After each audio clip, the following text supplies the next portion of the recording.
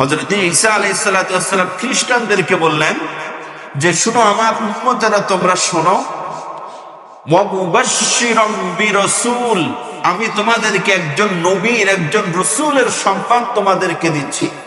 ইয়াতি, যিনি তোমাদের নিকট আসবে, মিন বাদি, আমার পরে, ইসমুহু, তার নাম হবে আহমদ। সুবহানাল্লাহ। তাহলে আপনি বলবেন, আমরা তো জানি যে আমাদের নবীর নাম হলো মুহাম্মাদুর রাসূলুল্লাহ সাল্লাল্লাহু আলাইহি ওয়াসাল্লাম। তাহলে আহমদ কে? আহমদ হলো আমাদের নবী অপর একটি নাম। নবী সাল্লাল্লাহু আলাইহি সাল্লামের অপর একটি নাম আছে, সেটা কি? আহমদ।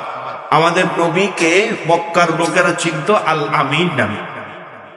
নবী সাল্লাল্লাহু আলাইহি সাল্লামের কয়েকটি নাম আছে, এর মধ্যে প্রসিদ্ধ নাম হলো মুহাম্মদ, আহমদ, আল আমিন। আর আল্লাহ তাআলা নবীকে বিভিন্ন উপাধি দিয়ে ডেকেছেন, ইয়া আইয়ুহাল মুযাম্মিল, ইয়া আইয়ুহাল মুদ্দাসসির, ইয়াসিন, তাহা, হামিম, বিভিন্ন উপনাম দিয়ে আল্লাহ তাআলা তার নবীকে সম্বোধন করেছেন।